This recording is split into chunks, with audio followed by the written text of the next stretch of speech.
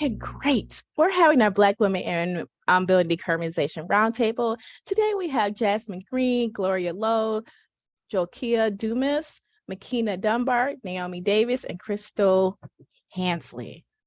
So let me go ahead and introduce Jamie, Simmons, and the rest of our panel, because they did send their lovely bios, and we really appreciate that. So just hold tight for a second as I pull them up.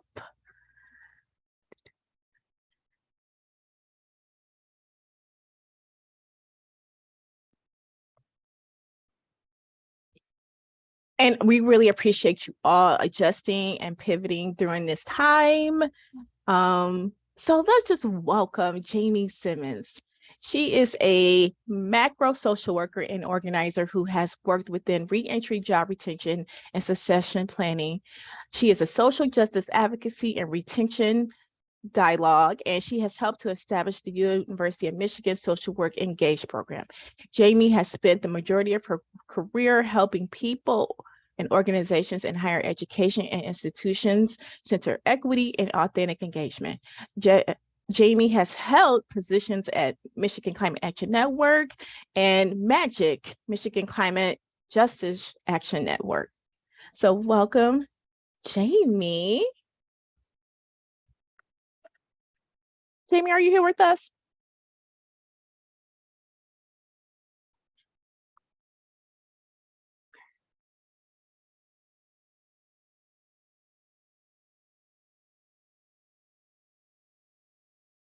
Okay, so Jamie will be our moderator today. And then next, we like to introduce Kristal. She is from Brooklyn, New York. She graduated from Howard University with her BA in political science, social and sociology, and has an undergrad in community development, environmental health, and social stratification.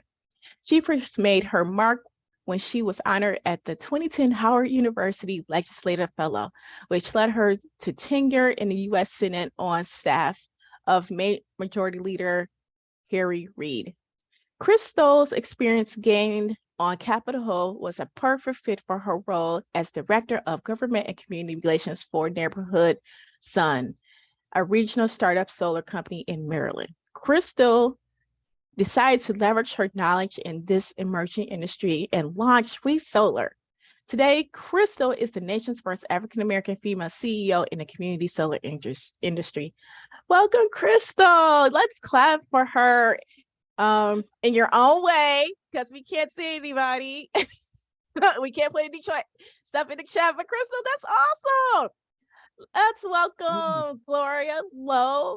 We the people of Detroit, people of Michigan Environmental Justice Coalition board member. She is the founder and executive director of We the People of Michigan.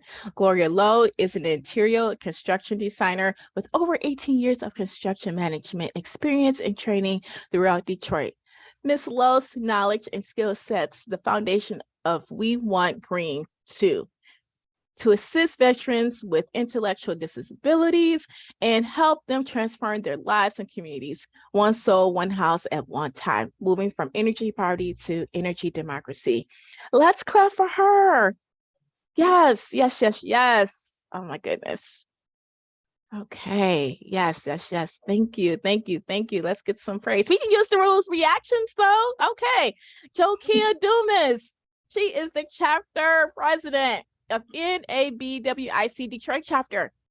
Jokia is the current president of the National Association of Black in Construction and also serves as on the board of MWBDC National Board. Yes, Jokia Dumas also served on the board of the Greater Detroit Realist Association. The owner, she has over 30 years of experience in construction industry from working with her family business. Dumas concepts are in building, etc. Her goal is to one day serve as the National Association of Minority Contractors, to follow her dad's footsteps, who is the current Hall of Famer for the National Association of Minority Contractors. Welcome, Jokia. All right, great, great, great, great. And then we're going to go ahead and welcome McKenna Dunbar. Sierra Club is in the building. Welcome, welcome, welcome. And she acts as the community engagement coordinator for the Virginia chapter and leads the team focused on building and home electrification developments through Sierra's Club Beyond Coal campaign. Dunbar is the founder and president of Ecological Justice Initiative, an environmental advocacy nonprofit organization focused on youth-focused environmental research and engagement. Dunbar is passionate about energy policy, environmental law, and has a background in environmental justice, clean energy, finance, and solar research.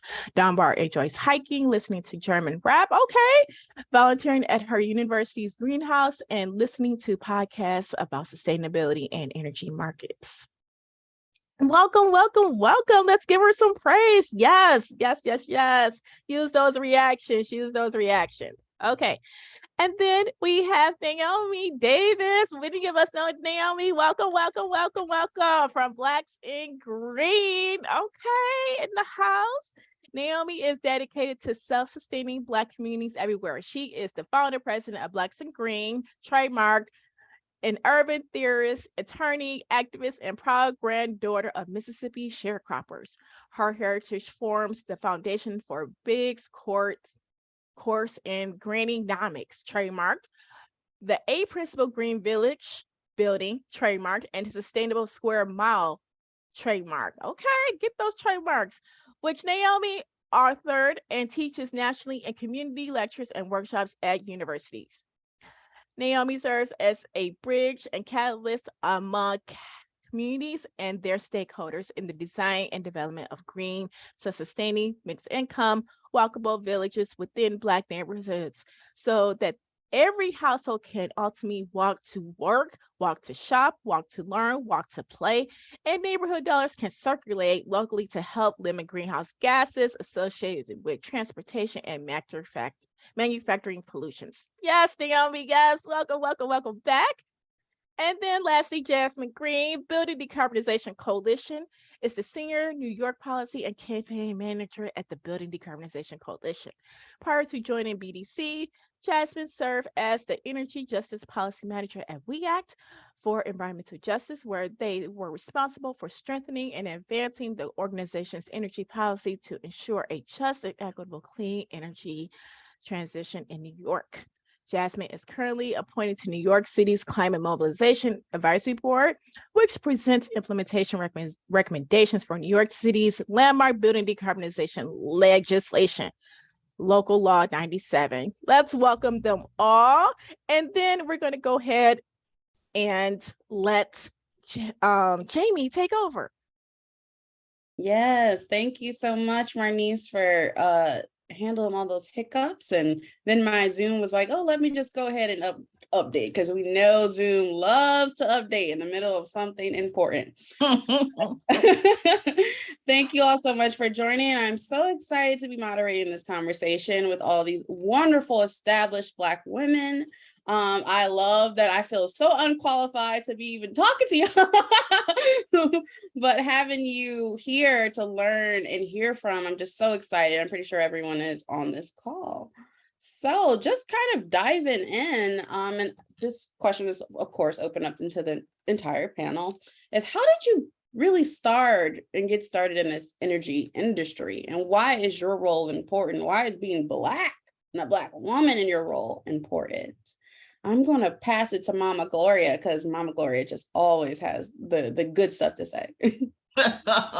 Well, thank you, Jamie. I appreciate that. And I appreciate the Midwest Decarbonization Coalition asking me to spend this time with all of these fantastic women, many of which I'm just starting to get to know, and looking forward to getting to know so much more about all this great work that you're doing. I'm a pretty non-traditional person in that a little bit about my personal self, that I grew up in the construction industry. Both dads, my biological father and stepfather, were builders here in Detroit. And I was always the little curious daughter that wanted to know what the dads were doing. And it just so happens that the trade they were in, they were in masonry. So the little curious daughter never got a chance to really play around with the dads, because back in the day when I grew up, little girls didn't mess with mud, okay? So we fast forward all of that because energy work is my work. I'm born into this by virtue of the fact that we are divine feminine. We are energy. So when I became introduced to this opportunity to engage a little closer with community, which was engaging a little closer with me as a result of an injury that I sustained. I'm a head injury survivor with PTSD that opened all types of doors for me in the spiritual realm, to then want to go back and ask myself again, what is it that you're here to do? What is your job? What's your journey? And I was able to find out what that was during the time of my medical management. I was plugged into the Ella Baker Center out in California, Van Jones, all of that. I had never been so excited in all my life. And I knew that I had to reach out and touch this thing that was coined as sustainability back then. I've been engaged in this work for 22, 23 years now. And I was taken back by the ability of Van Jones and others to find this niche that my community, Native American, African American community, could sustain, because it spoke to who we were. Now, I know that. How do I spread the word? And so through time, once again, and the blessings, I was in positions in which I got introduced to our veterans population. Now, I come from a veteran family. I stand on the legacy that my grandmother created many years ago as the first Native American woman to head a major support organization for veterans during World War I and II, coming from the North Georgia Cherokee tribe up to Detroit during the migration. And this became her civic engagement, that her sons and all the other sons of mothers would have a support system that was there for them.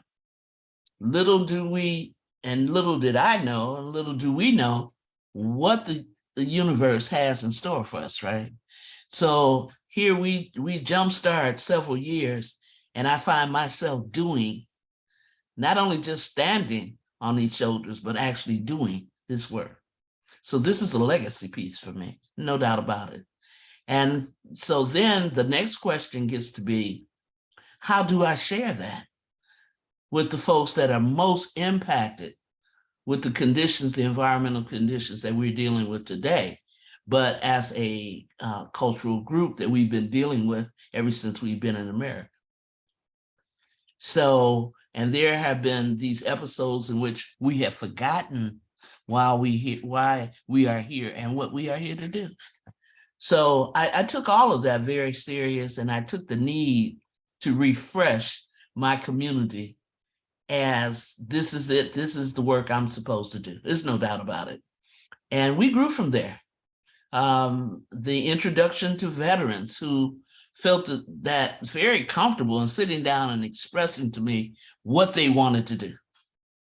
Not to be up in shelters on lockdown and not knowing what's going on around them.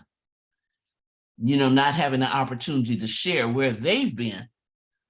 And now that they're back home, what is their vision for the community? So right now I sit in the midst of that with We Want Green Too. We're a small nonprofit operating on the east side of Detroit. in the zip code of 48214, which we have totally adopted because an earlier survey on energy burden instilled some new information into us. Here in Detroit and around Detroit, we have put so much energy into the environmental deprivation that 48217, known as Southwest Detroit, has been going through for eons. That's where all our energy has been, because we simply didn't know that 48214 was a close first to them. We sit right in the same type of environmentally ravaged area as the folks in 48217. The difference being that we did the survey, we know the community, we know the problems, the issues, the crises, and we know that we have the power to change it. So that survey in and of itself has given us a great uplift to be able to confront these issues and confront it from our cultural position and what it is that we know we need. So we carry the narrative. We refuse to give it to someone who does not know really what they're talking about.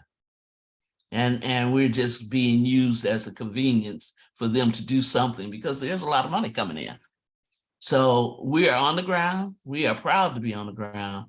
We serve, we play, we work in this area to uplift and to assist these veterans in their transformation back into civilian life through the lens of energy efficiency, weatherization, electrification, and the fact that we are training Detroit area veterans and others in solar and weatherization. I thank you for your time. Great, thank you so much, Mama Gloria. And let's throw it over to Jasmine. How'd you get started here? Why is your role important? There we go. I needed to be unmuted. Hi, everyone. I had like a little intro that I wanted to say, so I'll just say it.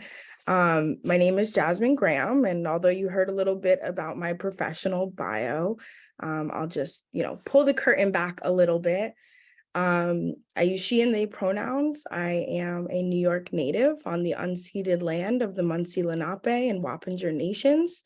I am unapologetically Black, queer, non-binary, and femme. I am the daughter and granddaughter of Jamaican immigrants, Damian Graham and Yvonne Graham, may they rest in peace. My mother had me at 15. So in so many ways, the cards were stacked against me, yet I found a passion and an opportunity in creating a healthier, equitable, livable environment for people who look like me and for the people that don't. I got started in the energy industry in a unique way. When I graduated college, I had 84 cents in my bank account. I had to call my grandpa just to transfer me money so I could drive home to move home. And I one-click applied to a position on Indeed. And I got a job at a local nonprofit where I was actually ended up managing the first and the largest community choice aggregation in New York State. So that's a bulk purchasing program for renewable energy. And I spent 4 years there. I learned a lot. I was very surprised at the 4 years that I spent there, but I like to tell people I got a whole second degree in energy. 4 years is a long time. And that really opened up a lot of doors for me. After that, I got my dream job at We Act for Environmental Justice. I was their energy justice policy manager. And that was the first time that I've worked for a BIPOC-led organization, a woman-led organization, and where I could be my full self at work. And, I've transitioned to Building Decarbonization Coalition, which is focused on what we're here to talk about today, building decarb, and I get to bring, my equity perspective into that. I would say that my start in the energy industry was unique, being that I had no desire to go into energy. I thought I was going to do ocean conservation. My first boss used to tell me, yeah, energy is not sexy. And it's not. I've never, at least when I was getting into the field, I didn't know anyone who was like, where you should go, where all the action is, energy. But it actually is where all of the action is. It's where all of the money is. It is where a major bulk of the opportunity is. And so I would say that right now, my role is so important because I actually get to improve the material conditions of Black and Brown and low-income people's lives. A lot of the work that I did at We Act and that I continue to do here at Building Decarb Coalition is trying to find solutions to the problems of energy burden and the split incentives between tenants and landlords. And how do we, do the pre-electrification work? How do we remediate lead, mold, and asbestos before we go in and seal somebody's building envelope and seal all those toxins in with it? And so I'll pass it. I have more to say later about what the role is for people that look like us and why it's important to have us in the room. But those perspectives are invaluable, and I really truly believe that. And I trust me when I say I try to get everyone into energy now, left, right, and center. I'm trying to convince my own girlfriend to go into HVAC, so I really do see a lot of opportunity here, and it is just great to be here with other Black women and really see what everyone's doing. So thank you.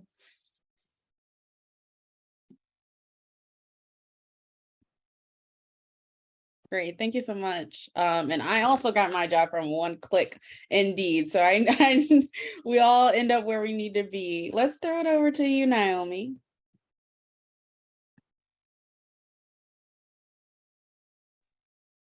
Greetings, cousins. How y'all doing this morning? Okay, then.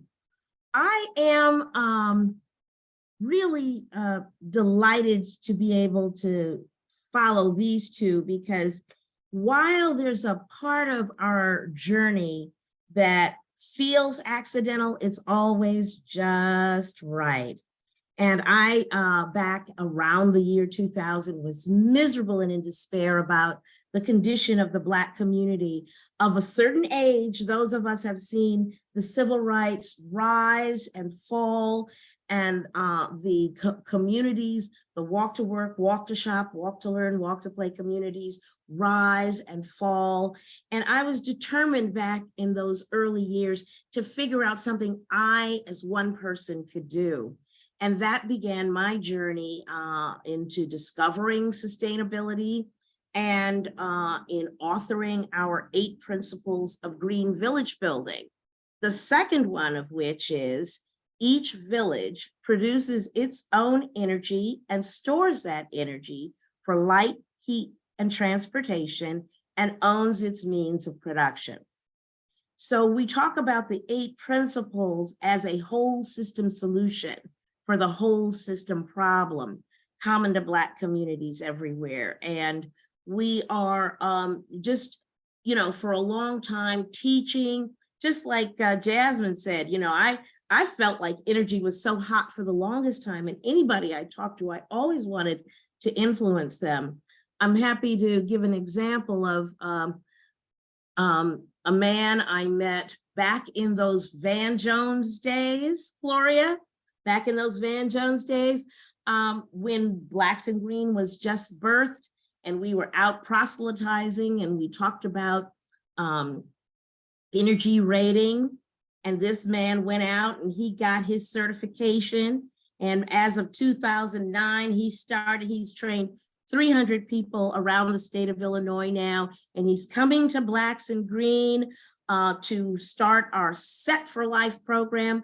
I'm high, just like you all are, on the opportunity, because when was the last time you could see and say, all right, I can start a career and I can retire in that career any number of decades later?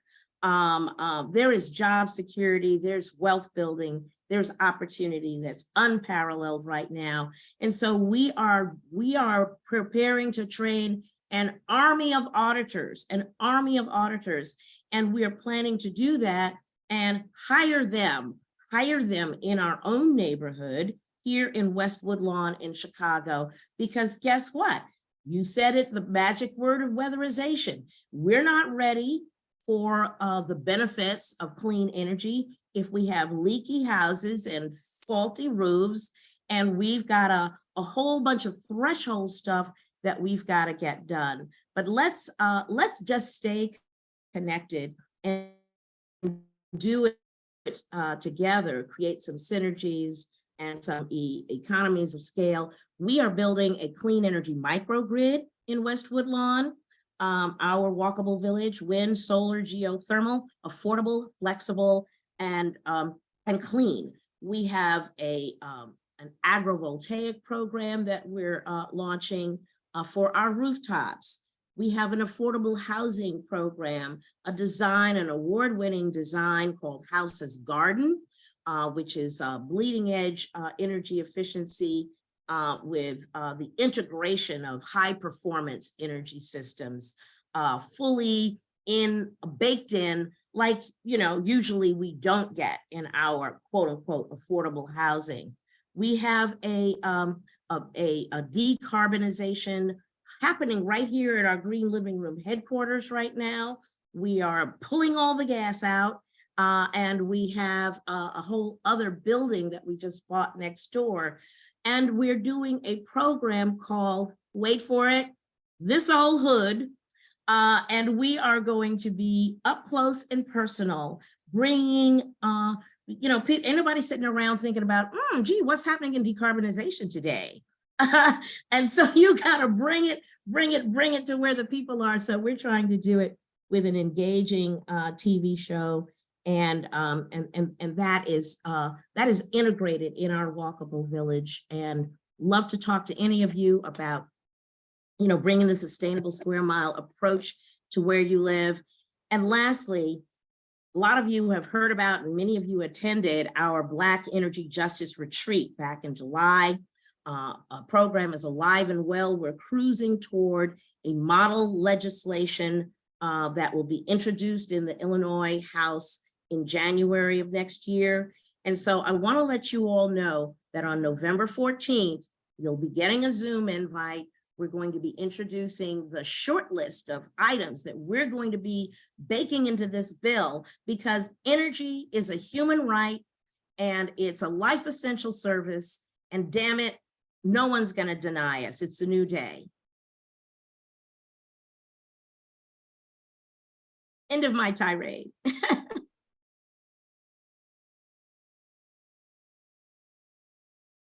Oh, there we go. Thank you so much, Naomi. I'll throw it over to you, McKenna.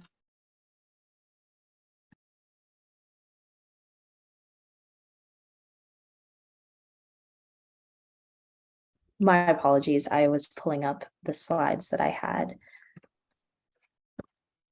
Good morning, everyone. My name is McKenna Dunbar, and I'm the Building Electrification Lead at Sierra Club, based in Richmond, Virginia, also known as the land of the Powhatan people. I go by she, they pronouns, and I lead a team focused on building and home electrification developments with a particular focus on net zero schools. And most of my work focuses on reducing dependence on fossil fuels in order to move the electric sector to clean energy.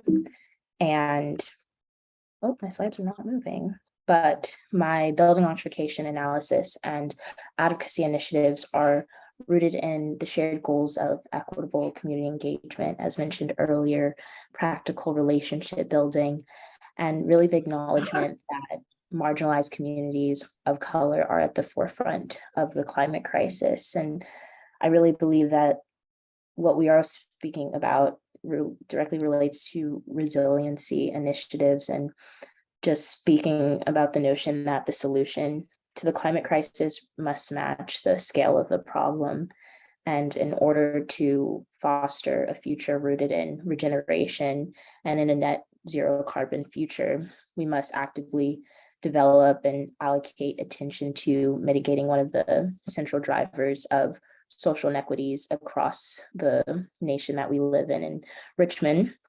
I'm doing this from an electrification advocacy lens and policy development lens, addressing the harmful impacts of fossil fuels through public health. And a little bit of my background and how I entered the general BE space and just my interest in energy as a whole started at a very early age. I've been interested in energy and electricity in particular since I could remember around. I'm so sorry, my iPad went off. But since I was 8 or 9 years old, I used to draw circuitry diagrams and learn about the intricacies of energy and the flows of electricity, especially through the engineering perspective when I was younger. And a few years later, when I was in middle school, I recall devoting much of my year to a middle school science project focused on solar energy and how to cook food with using solar energy, using a solar oven, made a solar oven. And the year after, I did a solar project on electricity, some other topic that interests me. But really, when I combined my interest in energy and justice initiatives was at age 12 when I had the opportunity of being a part of a traveling robotics team where a few of us, we spoke about our general interests, and a few of us spoke about social justice, particularly in communities of color, low-income communities of color, since the program that we were part of really centered on uplifting Black youth and giving them tools and support to enter careers in STEM, because all of us were a part of that low-income Black population, Black and Latino population. And from that, a few of us got together and formed a team to develop some sort of invention. And we decided, and we actually built a flood resiliency booth based on the unfortunate events that took place during Hurricane Katrina and its impact on Black communities and low-income communities in particular. And that was a solar generated flood resiliency booth. And from that, I leaned into my interests, focused on energy, and learned more. And ultimately in high school and middle school, I shifted my attention away from just energy and more so on data science and computer related, like bioscience in particular. And then when I was in my freshman year of college, which was actually 3 years ago, not too long ago, I came back to the topic of energy from combining my interests again in social justice with what I was learning in a class I took called Mesoamerican Ethnobotany. And from that, I was able to do research in environmental justice, but particularly work with a community called Concerned Citizens for Charles City County and another community called Bridging the Gap in Virginia. Bridging the Gap in Virginia is a nonprofit focused on reducing recidivism, poverty, and other social elements through green workforce development training, and specifically through solar PV installation and professional development courses focused on including Black populations in the clean energy transition, while C5 is a community that was formed on Juneteenth of 2019 as a way of informing the community about harmful fossil fuel developments that were being planned in the community without proper community engagement efforts being offered. And because of that, I decided to dedicate my career towards mitigating environmental injustice issues through an energy perspective. And by working with, and this all came about from directly working with grassroots frontline communities who are facing the intense burden from the lack of community engagement and in general, with the fossil fuel developments that were being planned in their respective localities. And this really all speaks to the reason that our path to a decarbonized future really speaks to a crisis of care as much as it is about a crisis in thought leadership and the leaders that we prioritize in this movement. And because of this, we must reckon with systemic practices of how various nations a part of the United States address the recalibration of community engagement and knowledge production, and what type of knowledge that we value, who do we value it from. And one of the poignant theories and like approaches to equity and regeneration is environmental justice, which I'm a stringent proponent of. And for this reason, I've worked very closely with C5 initially through a volunteer capacity, and now through my work at Sierra Club, and approaching EJ in various manners in the way that the legislative, social, economic, and data mapping analysis are carried out. And in order to make significant strides in this transition to a net zero economy, polluting industries like coal-powered facilities and landfills alike must actively decolonize their knowledge systems used to shape business planning and decision-making. And that really is a central aim of C5, to do away with capitalist frameworks to encourage self-growth and regeneration in communities, and if future and regenerative principles. And it's not to say that the merits of EJ can be compartmentalized in that way, but it's just used to identify the capacity that it has to really not only transform the environmental sphere, but energy as a whole, and ultimately our failing institutions that are part of the reason that we are in the position that we are in. And so I'm working with C5 to support programming that teaches homeowners how to electrify their future homes, because the housing stock in Charles City County, it's a rural community around 6,700 people, majority minority community, with an abundant population of Black and Indigenous folk, and housing stock is quite old. Older homes facing energy crises, and for many homes there's no central heating source that is running off of something efficient, and many are using kerosene heaters, and many live in double wide homes or trailers. And it's really about how to work with what they have and build on what they have. And our work is centralized on the emphasis for meeting electrification education and building electrification in rural areas through a resiliency lens, and how communities can bond together and build on that. But I will yield my time for now, because I have other things to say later. But that is a general background of what I'm doing at Sierra Club and how I entered this sphere. But I am coming up on 1 year at Sierra Club as the building electrification lead, and I'm very happy to be here. Thank you. Yes. Thank you so much, McKenna. First, you look great in that suit photo. Just wanted to make sure we bring that to attention. And also let's shout out young geniuses, because I was not thinking about any of that at 9. But I'm going to throw it to Kristal and then try to move on to our next section. Yes, good morning, everyone. My name is Kristal Hansley, and I'm the founder and CEO of WeSolar. We're a community solar firm where we build, develop, operate, and manage community solar farms and subscriptions throughout the country. Right now, we're in 13 states, and we are partnering with other developers, and we're looking to develop our first project in Baltimore, Maryland, where we are headquartered.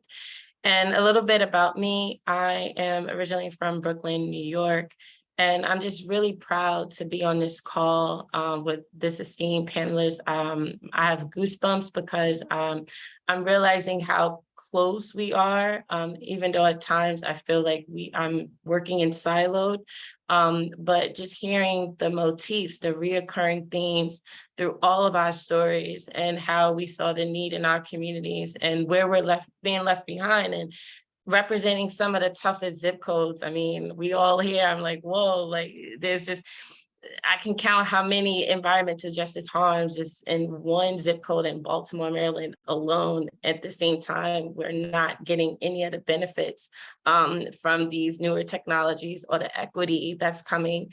Like you said, like there's a gold mine right now and the community is just literally being left in the dust. And I just wanted not to reiterate, you know, a lot of the amazing points that everyone already spoke about as far as why. It's the same why I have. I would just connect to the audience and say that I came from a very untraditional path into this space as well. My siblings, I have 2 older siblings. We were all a part of the foster care system in Brooklyn, New York. And so at birth, I didn't have a connection to my biological mom or dad. And months later, they were able to find my grandparents, and they were really ill. World War II veterans and born in the 1920s, the silent generation, raising this young woman in the heart of the crack epidemic in Brooklyn, New York. And so the generational, you know, gap between my elderly, sickly grandparents, there was like some benign neglect there because there's just a cultural difference in, you know, that era. And then, you know, just feeling, you know, wow, why am I here? Why is my life like this? And overcoming that childhood trauma. I would say that I used the resiliency, you know, from my just hustling, right? You're growing up in New York, you have like a very static childhood and background. You're trying to connect all the pieces of identity and culture and make sense as well as try to be different and not be a statistic. I didn't want to be like the homies on the corner. And, you know, I had this drive and I always advocated for others. My grandmother, she was a gardener, former daughter of a sharecropper from the South, from North Carolina. And she would work in that garden from the time the sun came up to down. And I'm like, wow, like they have just she had just so much strength, and she just never stopped. And she founded the largest vegetable garden in Brooklyn, New York. And, you know, as she looked to the crops for her energy and how we were able to feed the community, I looked to the sun to start the solar company. But I really just used the resiliency and I had no choice, right? A lot of us come from feast or famine, sink or swim. And even though I didn't have a traditional technical background in STEM or engineering, I believe that we all have a secret power, especially if we're coming from these type of communities, if we're able to hone it and use it and apply the trajectory of saying, hey, tech, whether it's Web3 or sustainability or green energy, that we can use a lot of the skills, whether it's advocating for people, whether it's using our hands, building, whether we're great marketers, whether we're great sales reps, like all of those skills are transferable in these spaces that we're in. And that is the disconnect that our communities don't realize. They don't realize, oh, well, I didn't go to school in a traditional STEM background, or I didn't even finish my bachelor's degrees. There's training programs that can get you caught up. And so I'm really just delighted to be here to just share some of my story and how I was able to see the gaps in the market. And there were other startups that was happening after I spent about 10 years post-grad in politics. I always knew that I want to be an attorney. But I didn't finish law school. I was a law school dropout. And I went back to Capitol Hill and I realized that I wanted to really be in the works of how policy, because I saw growing up in Hood, you're like, those the man that's like keeping us down. And I really wanted to see like what the decision-making apparatus operations were and how I can be a part of that. And, you know, I was stunned. A lot of it is dog and circus, and I was really let down at that's just the reality. And I see that this is a safe space, and I'm like, well, I have to roll up my sleeves to see like how certain policies are definitely benefiting other communities. And just looking around in Maryland, a lot of the startups at the time were the equity a part of like energy and who's building the projects, who's owning the projects. We weren't at the table, we weren't even in the rooms. And I'm like, all these opportunities going to the outside counties, I need to bring it to the city. I need to bring it to our communities. And that's where I launched WeSolar Juneteenth in my tiny West Baltimore apartment. And right now I'm just excited. And a lot of folks I've, on this call and the panelists, I'm huge fans of, and I look forward to just engaging in this conversation. Absolutely. Thank you so much, Kristal. And I see you left out of your bio that you were a poet. You slid that in there. We heard it. For the sake of time, I'm going to be combining some of our questions just to make sure we get the fruitful as a conversation as we have. And I remind folks just to be conscious of time. But of course, we've talked about why we've gotten here, why it's important for us to be in our role, what we've really learned throughout our journeys, getting into the positions that we are. But as you know, those come with obstacles. And like in our country, Black women are not necessarily common in leadership roles, especially within energy, climate, decarb work. What are some obstacles that you all might have faced being in this majority white male dominated workplace? And how have you overcome those barriers or really advocated for change internally and externally within your organizations? And I'll throw that to Jasmine. Oh, great question. I don't know about great, but yeah, a lot of obstacles have been faced. And I guess the word that I'd like to use to describe it is misogynoir, right? We're not just Black, but we're also women. And then I also have additional identities that, encourage even more oppression. Microaggressions have been commonplace in many workplaces. Just yesterday, I was tone policed. And that is like a real reality. I said in my opening that I am unapologetic in a lot of ways, and that is the truth, and that's how I deal with it. I'm not here to fit into your box. I'm here to make change, and that's going to make people uncomfortable, and I'm okay with that. I've been made to feel uncomfortable my whole life. I grew up in a lot of predominantly white spaces. I went to a predominantly white institution for university. I'm used to it. That's heartbreaking, of course, right? But it's the real reality of what we face when we want to make change within institutions that are seeped in patriarchy and racism, right? For me, I struggle with the balance of wanting to tear the system down completely and then wanting to make change from within the existing system. But I would say that having a good tribe really helps. And, I see so many amazing Black women who are entrepreneurs on this call.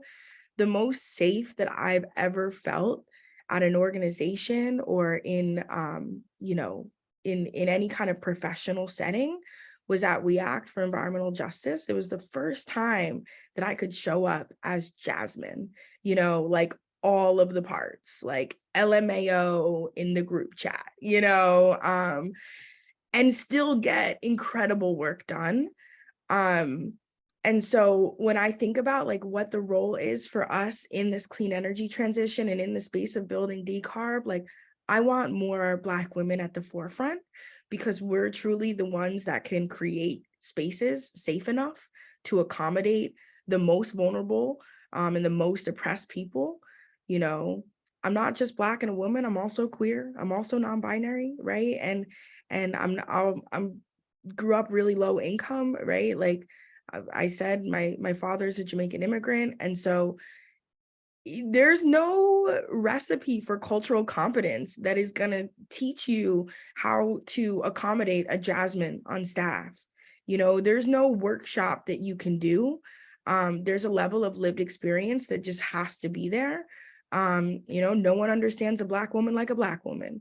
And so I think for me, it is about creating those spaces ourselves. And although representation is just the first step, and like it is just the first step, it cannot stop there. It's really important to me in order to not have to navigate patriarchy and racism at all, right? Because we don't deserve that burden, right? We've had enough burden placed on us already that we shouldn't be forced to continue to assimilate in white spaces. We actually need to create the spaces that allow us to thrive and be ourselves and get the work done that's most meaningful, and not have people stand in the way because it's not the most profitable, or it is not, the status quo. So yeah, create our own spaces, and don't force yourself to put up with that, right? I had my EJ programming shut down at my first job, and a month later I started at WeAct. Their loss, right? So I'll pass it with that. Look, we love a transition. If it don't fit, well, let me not do the OJ references. We're not going to go there. But I'm going to pass it to you, Kristal. I saw your hand raised. Yes, I would say being a business owner, the fear of being blackballed, right? We have to navigate really tough power purchase agreements and build with patriarchal and intersection of racism and sexism institutions in order for us to survive. And at the table, as a connection of all those sectionalities and who I am as my identity, it's a delicate balance, and you cannot be afraid, but I will double down on what I have to fight for. And those nights I'm up crying, I'm exhausted, the burnout. So those are the challenges, and some of the solutions, like Jasmine said, is community. I'm not as siloed as I think. Like on this call, I'm like, whoa, like there's more of us doing this work. Reaching out to the tribe is one of the solutions, because I'm sure we all have, whether it's Miss Gloria, Miss Naomi, McKenna, like we have solutions that we've already been through. And just like Kristal, like here's your little power energy shot. Here's what I did in that situation, and just keep going. So yeah, the imposter syndrome, the burnout of being at the forefront and in the rooms at the time, not really having anyone to reflect us and being undermined and always justifying myself. And when I'm also the one that's the expert, and the guys at the table, they don't know what they're talking about, and I'm being undermined. That is really emotionally frustrating, and you gotta be cool, right? Like our lady Supreme Court Justice, like how cool she was at that confirmation hearing. That is what I have to go through every single day, or I'm the angry Black woman and I can lose my job. And my family and the community, I'm all community owned, family owned. And these are lower income folks or middle income people they're not accredited investors. So I'm mindful of my family and cousins that gave $10,000, $15,000, and that's their newborn baby's college fund. So I can't double down like some of my EJ folks, right? Because I'm a business and I don't get access to the state and city grants. I have to coalition build with the other side in order for me to survive. And that's just a different type of terrain. But the resiliency of my childhood, of my community, I always pull from that. And I think that as just a tribe of like Black women, we all have some of those same threads that we can use. And that's what's keeping me going in those difficult moments.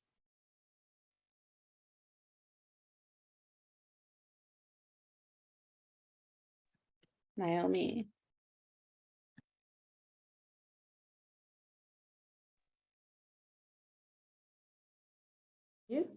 There we go.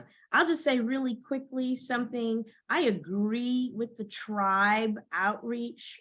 I'm with tribe now, and I mean it on this call, but I also mean it here at my office. My people, I'm with my people. And I think, when you're blessed to have that condition, you grapple it to your heart. But on the other hand, my journey was, I was alone, people laughed. There was no there was no help or support. You can go it. You can persist. If you are committed, you get up, you don't look to the left, you don't look to the right, you just keep on going, follow your heart, take another step, breathe, take another step. God has something for you. And so don't worry if you can't find your people. Keep stepping and they will find you.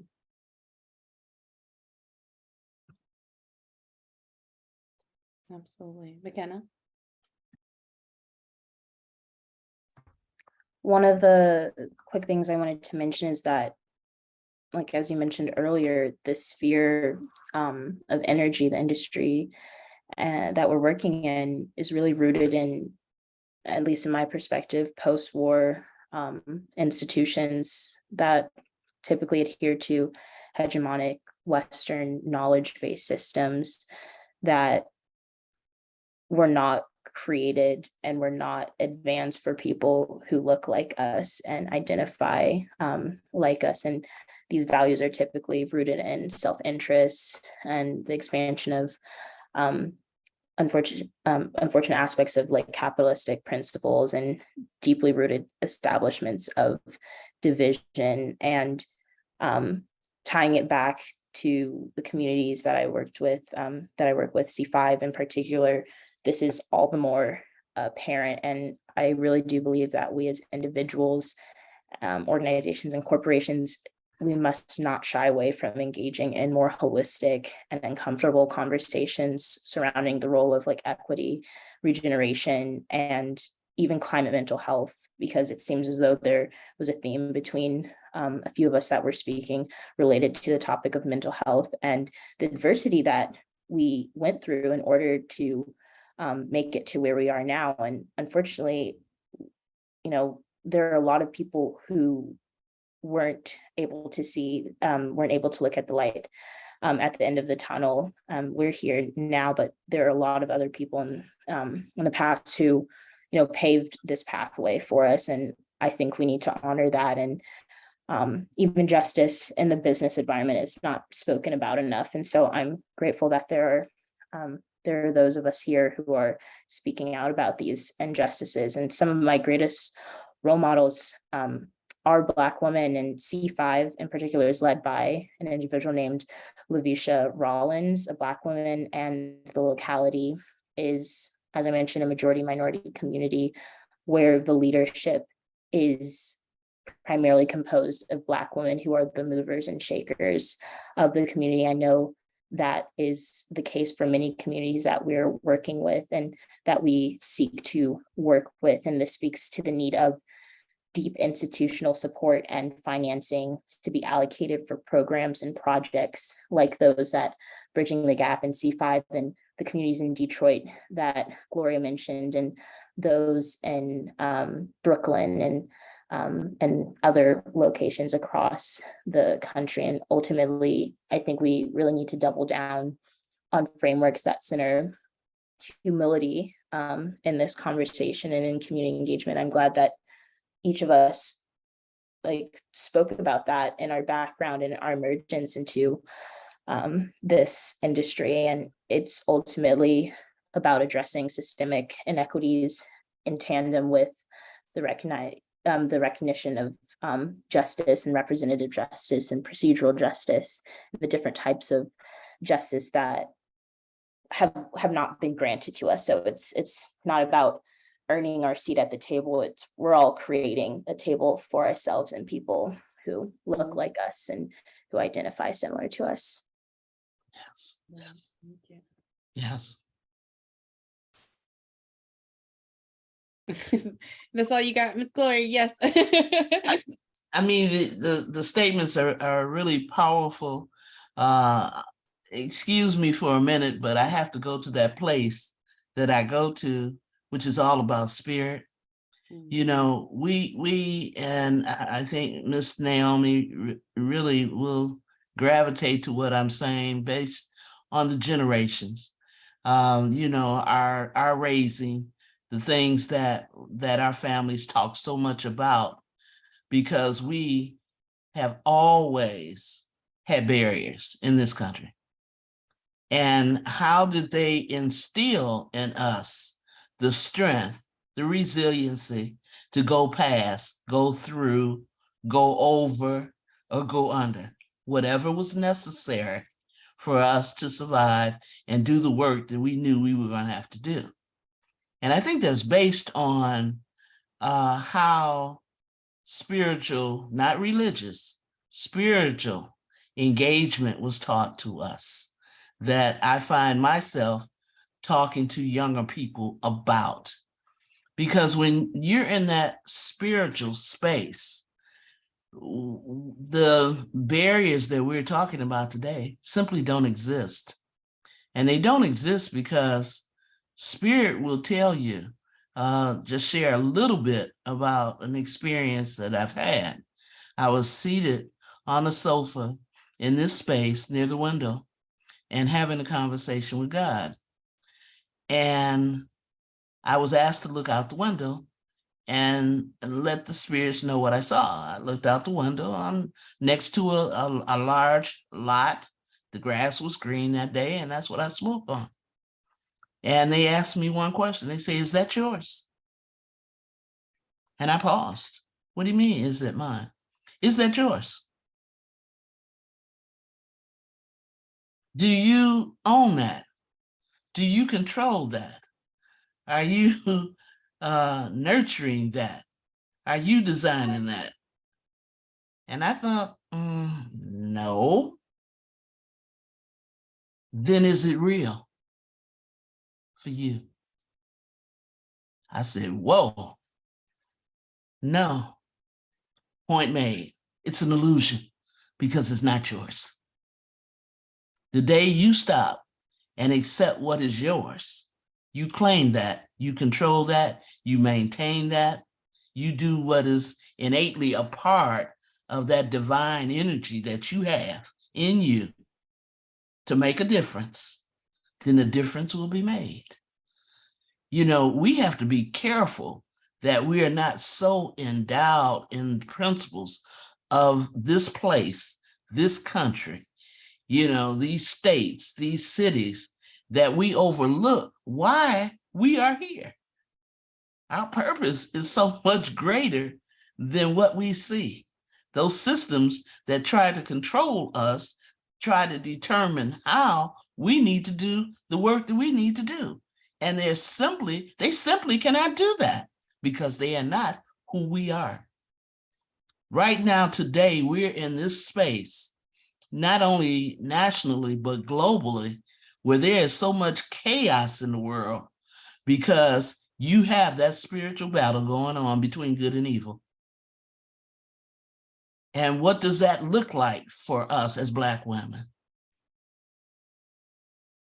You find this system bringing forth all this division, and so much so that we're starting to question those basic foundations under which we grew up. Where my grandmother would have said, Jasmine, I don't care what it is you do. That's between you and your God. How can I assist you with what's necessary for you right now? That was a very real conversation. Your status, how you identify, is nothing new. The freedom to say it is new. But the condition is not new at all. Has never been. But this cultural need to assimilate into something that is really not a part of us is at the same time destroying our humanity and who we are. So that, you know, Kristal has to feel this pressure between being responsible for those who are looking up and counting on her in so many ways to do the things that they know is in her heart to do. And at the same time, cutting her ability to work in that space as much as she likes because she's got to survive.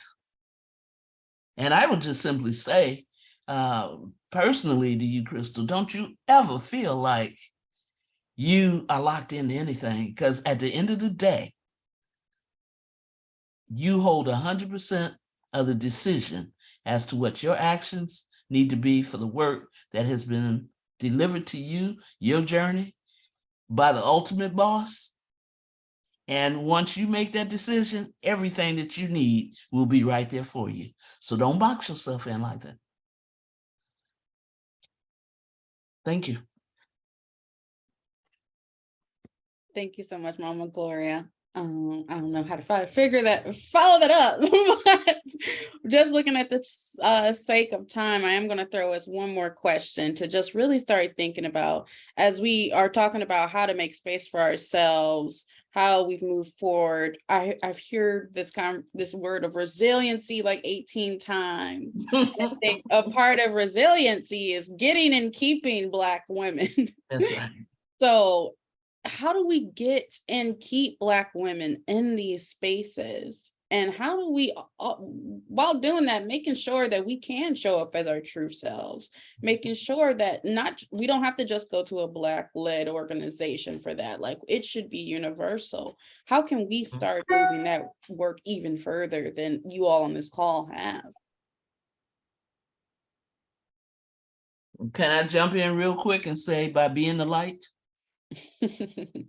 Simply by being the light, doing the work, and what you need, and those that need to accompany you on this journey will be there right for you when you need them. My belief.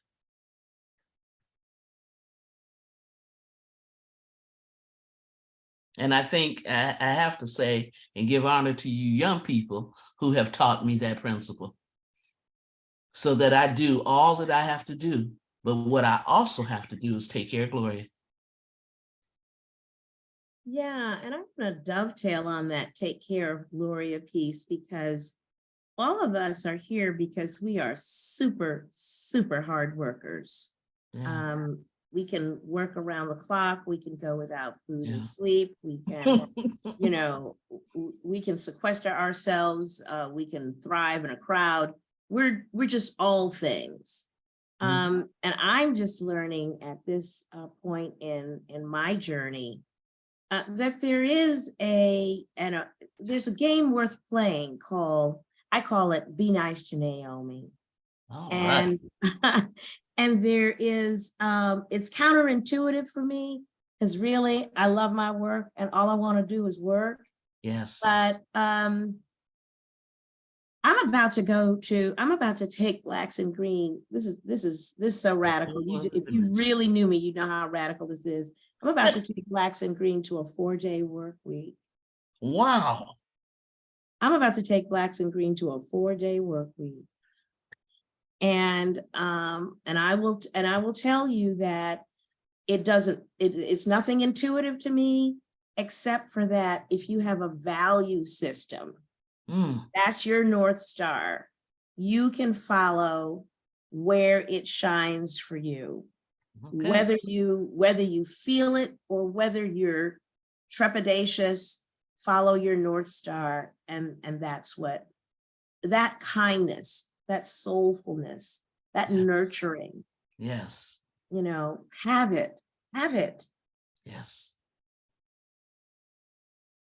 I want to hop in and just speak praises to you, Naomi, for that, because that's very transformative.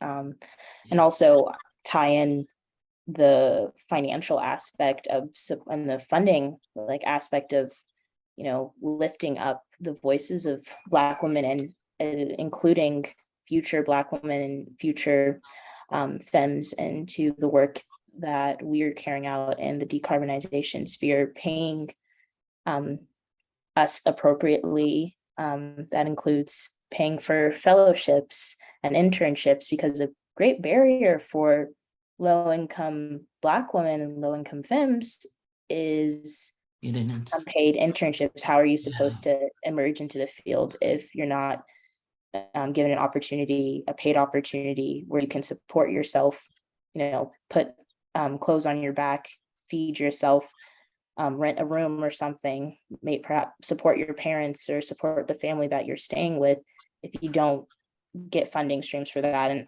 what I've noticed with a lot of big environmental organizations there aren't a lot of paid internship opportunities in the environmental and even the energy sphere. There's the, tit for tat in a way. We can support you and your professional development and you can learn from us, but there's not that funding aspect. And I think that really needs to change, especially with overinflation taking place, 8 something percent. It's not sustainable if we're truly supposed to create regenerative structures. And the organizations we work for and other companies and organizations, if they want more equity, if they want more Black voices in their respective environment, that there's a cost to that too. Yes, and I want to dovetail and say, not only do we know that Black women are, in terms of pay equity and the scale, we're at that bottom quadrant. But I was successful recently in asking a funder, I want to give raises to my people. I actually have a value. I want to be the best paying organization out there. I want to have the best wages, the best healthcare. I want to have the best of everything. And for someone, I've lived on a dime for so long, I don't even know what I'm talking about. But I do know that there's gold in there, that we can go to the other side of this hard life that the Negro, quote unquote, has this reverse machismo, like, how much can I do with how little? Yeah, I'm gonna do more than you with even less than you. Let that go.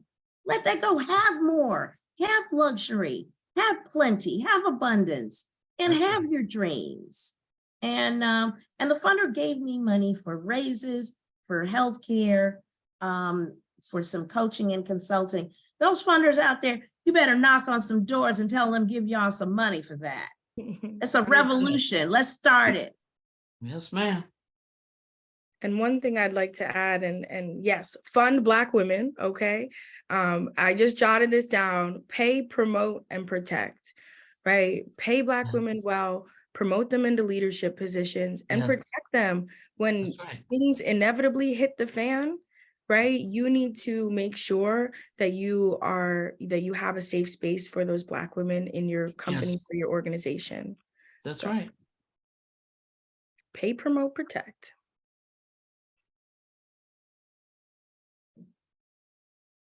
Great. Do you have any last things to say, Kristal?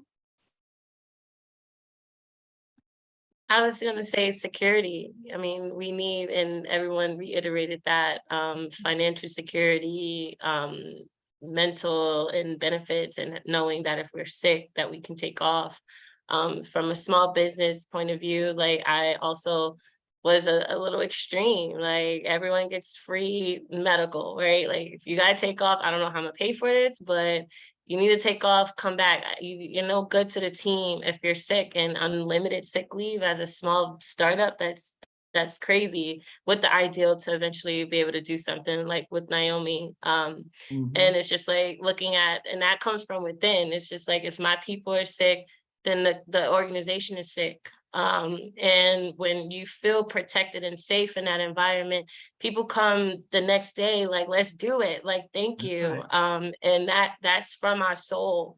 And I think that when we don't, a lot of us leave these crazy workplaces that's like extracting our labor, and that's why we've rolled up our sleeves to build our own organizations. And we're also innovative in even the way that we're making sure that we protect and provide for our community. And I think that would just allure and bring more Black women to the table, because we're setting the tone out the gate.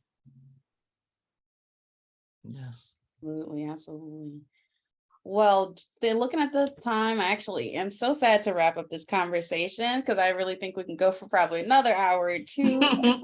I'll hit up Marnice to see what we can do as a follow-up. But if you have any questions, we'll definitely pass that along to our panelists today. I just want to say thank you to each and every one of you for the amazing work that you do, all of your contributions in life, in your work in this panel.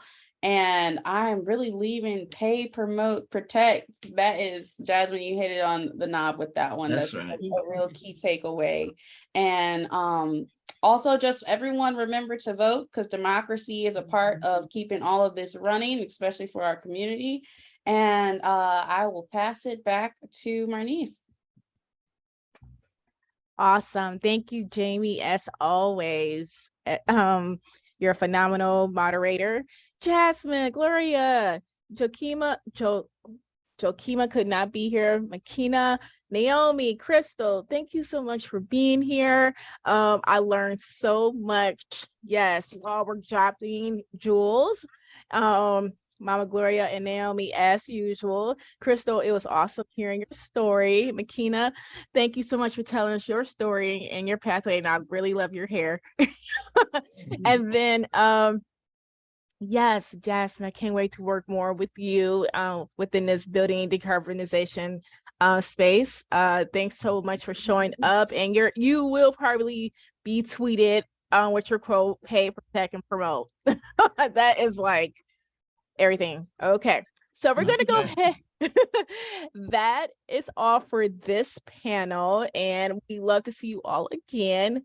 And of course, tell us how we can support you within the efforts that you're doing. We're in the Midwest, so of course we have to support each other as Black women, and just of course be the model and show up for each other. So I'm gonna go ahead and transition us to our break. As you guys can imagine, we all may need one. And you know what, you guys really did recenter us after the little breakdown we had, we really do appreciate everybody readjusting. So we're gonna take a break until 11:30. Well, we will welcome DeAngelis Garcia of Solidarity as he walk us through judging ourselves by the Hamas principles. So everyone, we'll see you back at 11:30 Eastern Standard Time while we bring DeAngelis in to facilitate this. Thank you all and see you all soon.